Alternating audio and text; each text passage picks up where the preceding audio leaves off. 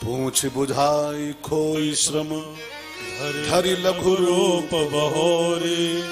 जनक सुता के आगे ठाड़ भयो कर जोरे। हनुमान जी स्नान किए, पूछ बुझाए और फिर छोटा सा रूप बनाए, क्योंकि लंका फूकने के लिए हनुमान जी बड़े बने थे। अट्ठहास कर गरजा और कपि बढ़ लाग आकाश। लंका जलाने के समय हनुमान जी आकाश में छू रहे थे उस समय, इतनी विशाल बॉडी उनकी थी। अब जानकी जी के सामने आना था तो फिर धरे लघु रूप बहोरी, फिर छोटे से बन के और जनक सुता के आगे ठाड़ भयो। सीता मैया के सामने खड़े हो गए हनुमान जी। अब हनुमान जी यहां से विदाई लेने वाले लंका से, फिर जाने वाले हैं राम जी के पास। तो हनुमान जी लंका से राम जी के पास जाएं उसके पहले मुझे आपसे 3 बातें कहनी है इस पूरी प्रसंग को लेकर के। बहुत कीमती तीनों बातें हैं, प्लीज बहुत ध्यान देकर सुनिएगा। हनुमान जी ने सीता मैया को पाने के बाद 3 काम किए। जब सीता उनको मिल गई ना, जिसकी खोज में आए थे, जिसका रिसर्च हनुमान जी कर रहे थे, और जब उनकी रिसर्च पूरी हो गई, जानकी जी को पा गए हो, तो जानकी को पाने के बाद हनुमान जी ने 3 काम किए। इसका एक सूत्र बन रहा है, एक सिद्धांत यहां बन रहा है कि सीता को पाने के बाद प्रत्येक भक्त को यही 3 काम करने चाहिए। सीता को पाने के बाद सीता का पाना तभी सार्थक माना जाएगा जब आप जानकी जी को पाने के बाद 3 काम और करो। सीता माने क्या होता है जी? तो अब तो याद हो गया ना, भक्ति। भक्ति की प्राप्ति के बाद, भक्ति के बाद 3 काम करने चाहिए। जैसे आप एक कथा सुन रहे हो, कथा सुनना ये कोई प्रोग्राम अटेंड करना नहीं है, ये भी एक भक्ति है। ये जो आप कर रहे हो ये सामान्य काम नहीं कर रहे हो। दूसरी रति मम कथा प्रसंगा, राम जी कहते हैं सबरी मां मेरी कथा सुनना मेरी दूसरी भक्ति है। ये आप भक्ति कर रहे हो भगवान की, यही सीता है। अब देखो कथा तो कल पूरी हो जाएगी, कल सुबह, कल माने ठीक है, सीता मिल जाएगी आपको। अब प्रश्न आता है कि सीता का पाना सार्थक कब माना जाएगा? ये कथा जो आप पा रहे हो, इसको पाना 28 तक पाओगे, इसको पाना कब सार्थक होगा आपका? जब आप ये कथा पूरी हो उसके बाद 3 काम और करो।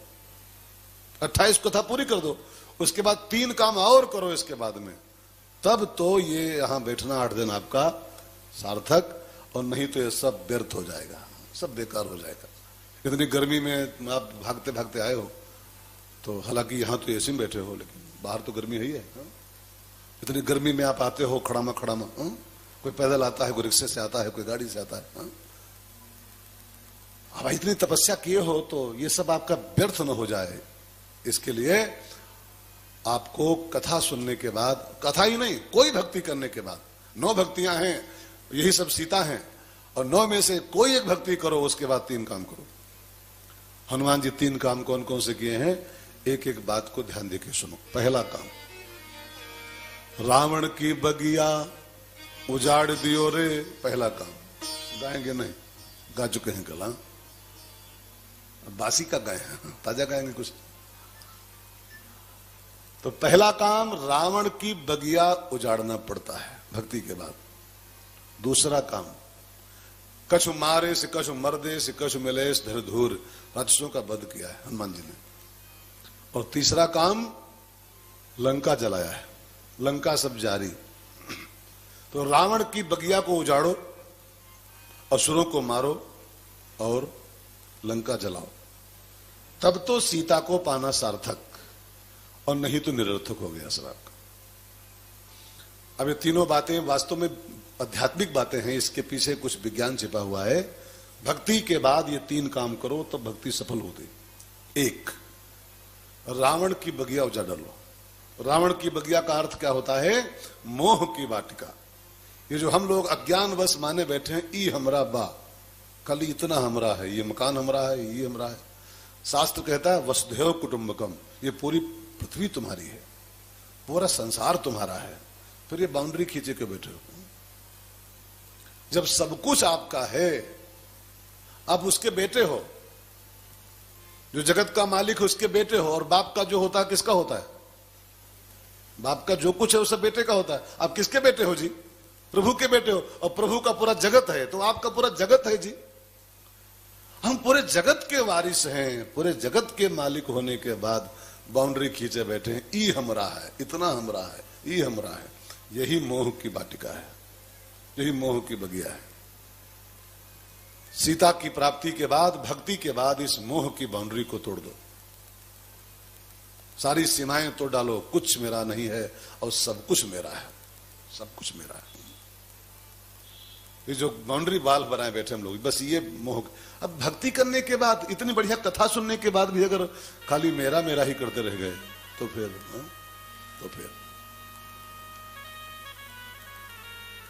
एक बार कुएं ने समुद्र को एक कंप्लेंट किया कि पिताजी, समुद्र पिता है सबका पानी का, पिताजी आप सबको अपने यहां जगह दे रहे हो, नदी नदियां सब तुम्हारे में जगह पा रही हैं, सबको तो अपने आगोश में ले रहे हो, बाहों में ले रहे हो, गोदी में ले रहे हो, नाले भी आप में जा रहे हैं, नालियां भी जा रही, नदियां भी जा रही हैं, लेकिन हमको आज तक गोद क्यों नहीं लिया आप? कुआं बोला, पिताजी हमें गोद क्यों नहीं ली?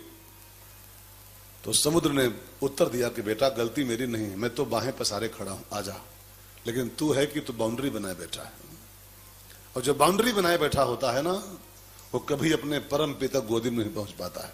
उस परम सिंधु को पाना है तो ये बाउंड्री जो मेरा मेरा मेरा मेरा, इतना मेरा, इतना मेरा, इसको तोड़ डालो, उठाओ हथौड़ा, ये बाउंड्री तोड़ दो, रावण की बगिया उजाड़ दो। क्या मेरा मेरा कर रहे हो?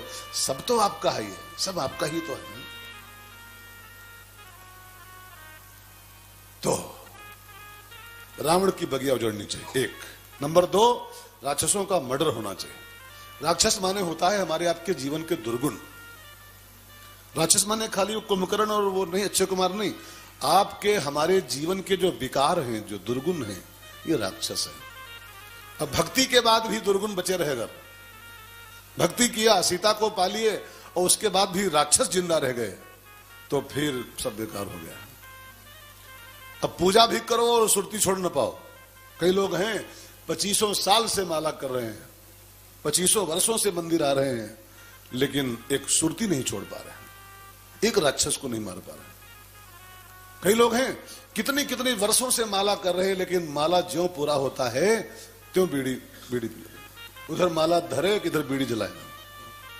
अब सोचो, क्या 25 माला कर रहे हो, झूठे ढोंग कर रहे हो, इतने माला करने के बाद एक बीड़ी नहीं छूट पाई, एक सुरती नहीं छूट पाई, एक गुटका नहीं छूट पाया, एक भी राक्षस नहीं मार पाए, तो सीता की प्राप्ति का मतलब क्या हुआ?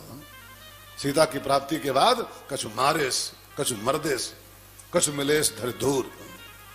अपने जीवन में जो बैठे हैं ये दुर्विकार, इन सबको कुछ को मार डालो, कुछ को धूल मिला दो, कुछ को मिट्टी मिला दो, उनकी छाती पर पांव धर दो। और यू कैन डू, आप कर सकते हो, खाली हिम्मत नहीं कर रहे, हिम्मत नहीं कर रहे। ये विकार हमारे ऊपर हावी रहे तो फिर हम कैसे मनुष्य हैं यार?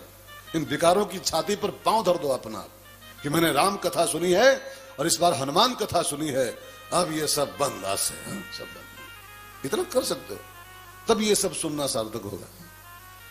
तो एक, मोह की वाटिका उजड़े, दूसरे राक्षसों का वध हो, और तीसरी काम जो दुष्प्रवृत्ति की लंका बसी अंदर है, दुष्प्रवृत्तियों की, महिष मानुष धेनु खर अज निशाचर भक्षही, और लूट लूट के भरो, और ये करो, जो मैं बता चुका हूं परसों आपको। ये जो लंका अंदर बसी हुई है, ये लंका सब जारी, इस लंका का दहन होना चाहिए। ये 3 काम अगर आपने कर लिए हैं सीता की प्राप्ति के बाद, भक्ति के बाद, पूजा पाठ के बाद, भजन के बाद, तो आपका सब सफल हुआ, और नहीं तो सब निष्फल हो गया, सब बेकार हो गया।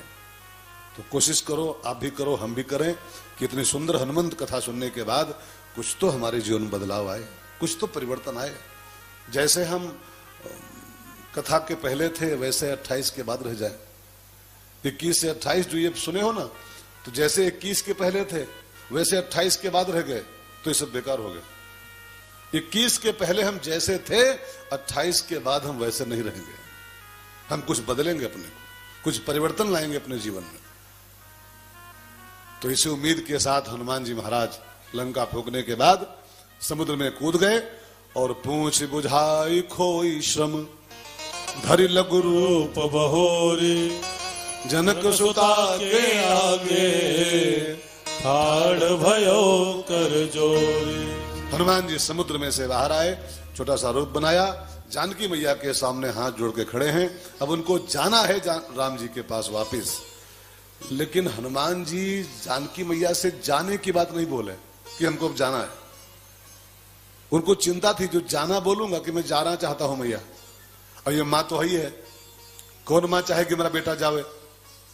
अब कहीं ये प्रेम में अगर बोल दी कि बेटा न जाओ, बेटे न जाओ, मत जाइए बेटा, तो मैं इस माँ की आज्ञा फिर काट नहीं पाऊंगा, और जाऊंगा नहीं तो राम जी कैसे आएंगे। तो हनुमान जी जाने की बतिये नहीं किए कि हमको जाना है, कि वो कहीं प्रेम में बोल दी न जाइए बेटा तो क्या होगा, आदेश का उल्लंघन कैसे करूंगा मैं। तो हनुमान जी जाने की बात नहीं बोले। हनुमान जी क्या बोले, माँ तू मोहि दीजे कछु चीन्हा, माँ तू मोहि दीजे कछु चीन्हा, जैसे रघुनायक मोहि दीन्हा, जैसे रघुनायक मोहि दीन्हा। माँ तू मोहि दीजे कछु चीन्हा, माँ तू मोहि दीजे कछु चीन्हा, जैसे रघुनायक मोहि दीन्हा, जैसे रघुनायक मोहि दीन्हा। मैया जैसे राम ने हमको अपनी चिन्ह दिया था अंगूठी, अंगूठी लेके मैं आपके पास आ गया, अंगूठी के पावर से आ गया। तो अंगूठी तो आपने ले लिया, आप दोगे नहीं, तो आपका कुछ मिल जाए चिन्ह, तो उसको लेके मैं राम के पास पहुंच जाऊं। जाओ नहीं कहा, मां तो मोहि दीजे कछु चीन्हा, जैसे रघुनायक मोहि दीन्हा। जैसे राम ने अंगूठी दिया था, ऐसे आप भी कुछ दो तो मैं राम के पास पहुंच जाऊं। और जब निशान मांगा, कोई चिन्ह मांगा कि कुछ दो तो मैं राम के पास जाऊं, तो सीता मैया ने क्या दिया हनुमान जी को, क्या दिया जी, चूड़ामणि उतारी तब गयऊ, चूड़ामणि उतारी तब गयऊ, हर्ष समेत पवन सुत लयऊ, हर्ष समेत पवन सुत लयऊ। सीता मैया ने अपना चूड़ामणि उतार के हनुमान जी को दिया है, बेटा ये ले जाओ, निशानी मेरी ओर से, ये तुमको राम के पास पहुंचाएगा। चूड़ामणि उतार के दिया। चूड़ामणि माने क्या होता है जी, हाँ जी बहन जी, सिर में लगाने वाला चूड़ामणि, उसको तो बोलते हैं गोगो।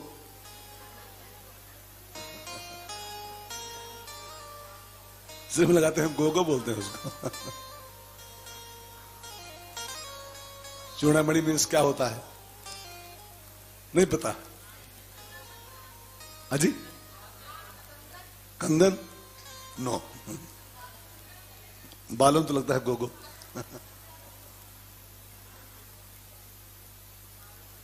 चूड़ामणि क्या होता है, इधर को बताएगा जी।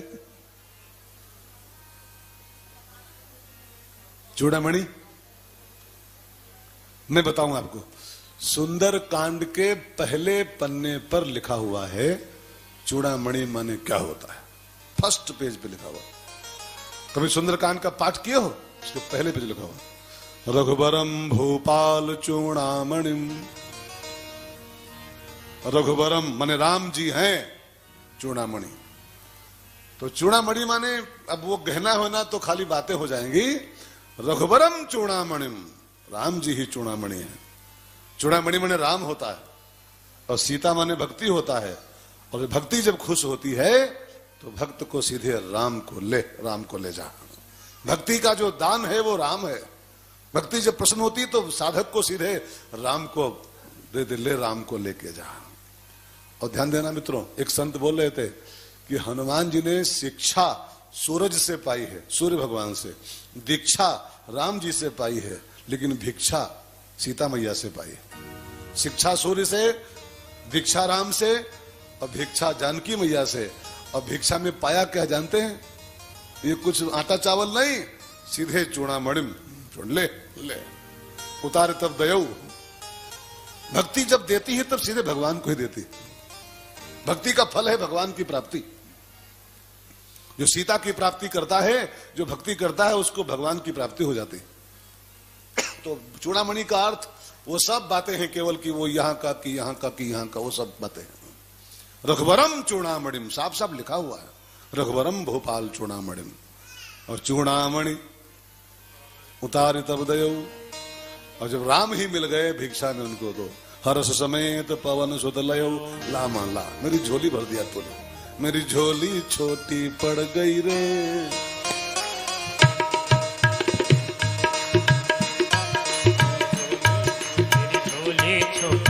गई रे इतना दिया मेरे दाता, मेरी झोली छोटी पड़ गई रे इतना दिया मेरे दाता, इतना दिया मेरे दाता, इतना दिया मेरे दाता, इतना दिया मेरे दाता, इतना दिया मेरे दाता। मेरी झोली छोटी पड़ गई रे इतना दिया मेरी झोली छोटी पड़ गई रे इतना दिया मेरे दाता। जिसकी झोली में जगत पिता ही आ गया हो तो झोली छोटी पड़ जाएगी। पूरा ब्रह्मांड छोटा पड़ जाता है, झोली क्या चीज है जी। बलि के यहाँ जब ठाकुर जी गए थे, इतने विशाल हो गए थे, पूरा ब्रह्मांड भर दिया था प्रभु ने, तो झोली की कितनी औकात। हनुमान जी धन्य हो गए और चूड़ामणि लेकर के वो हनुमान जी वहां से विदा हुए। लेकिन चलते चलते हनुमान जी से सीता मैया ने एक संदेश कहा है। कहु तात अस मोर प्रणामा, कहु तात अस मोर प्रणामा।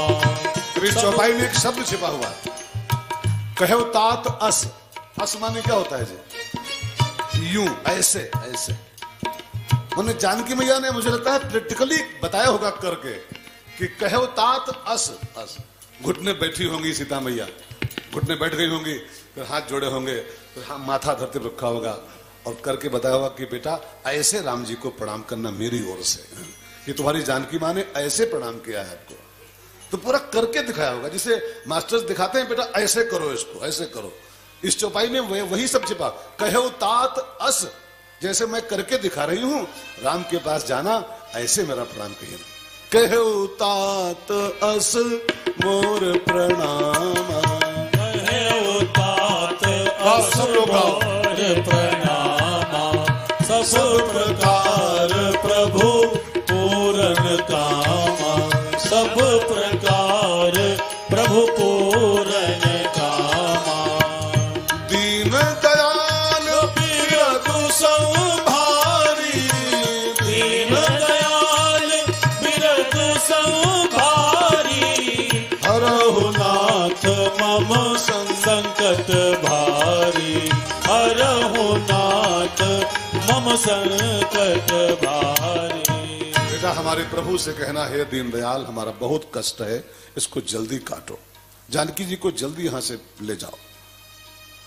हनुमान जी वहां से ढांढस दे के विदा हुए। मैया बस कछुक दिवस, थोड़ा धैर्य से काम लो, मेरे जाने की देर है कि राम जी को लेकर मैं यूं आ रहा हूं तुरंत। हनुमान जी उड़े वहां से और लंका के ऊपर आए, उड़ते उड़ते अशोक वाटिका से उड़े, हेलीकॉप्टर लेके अपना। हेलीकॉप्टर नहीं हुए, हेलीकॉप्टर खुदे हनुमान जी उड़े और सीधे लंका के ऊपर आए। और ऊपर लंका के एक राउंड लिया उड़ते उड़ते। एक बड़ा भयंकर काम हनुमान जी ने किया, बड़ा भयंकर काम जनक भाई। हालांकि ये काम बहुत उचित नहीं है, लेकिन अब कर डाले हनुमान जी, कर डाले। क्या किया मालूम? लंका के ऊपर आए, आकाश में इतनी जोर गर्जना किया लंका के ऊपर कि जितनी गर्भवती महिलाएं लंका में थीं, उनके सबके गर्भपात हो गए, सबके बच्चे गिर गए जो पेट में थे। इतनी जोर दहाड़े कि उसके दहाड़ में जितनी गर्भवती महिलाएं थी, सब का गर्भपात हो गए। लिखा है रामायण में, चलत महाधुनि गर्जसी भारी, चलत महाधुनि गर्जसी भारी। गर्भ स्रवहि सुनि निश्चर नारी, गर्भ स्रवहि सुनि निश्चर नारी। धुनी गरजे सिपारी, तरस नहीं सुनी निशाचर नारी। हनुमान जी ने इतनी जोर का गर्जना किया लंका के ऊपर खड़े होके कि परम पूज्य गुरुदेव से राम नाम का है। वाह, माध्यम से जुड़ने के लिए आप फेसबुक पेज को लाइक कर सकते हैं। फेसबुक पेज का एड्रेस है @rmeshbhaisukla.official एवं परम पूज्य गुरुदेव की कथाएं यूट्यूब पर देखने के लिए उनका चैनल सब्सक्राइब कर सकते हैं। चैनल का नाम है संत रमेश भाई शुक्ला। परम पूज्य गुरुदेव से फेसबुक पेज के माध्यम से जुड़ने के लिए आप फेसबुक पेज को लाइक कर सकते हैं। फेसबुक पेज का एड्रेस है @rmeshbhaisukla.official एवं परम पूज्य गुरुदेव की कथाएं यूट्यूब पर देखने के लिए उनका चैनल सब्सक्राइब कर सकते हैं। चैनल का नाम है संत रमेश भाई शुक्ला। परम पूज्य गुरुदेव से फेसबुक पेज के माध्यम से जुड़ने के लिए आप फेसबुक पेज को लाइक कर सकते हैं। फेसबुक पेज का एड्रेस है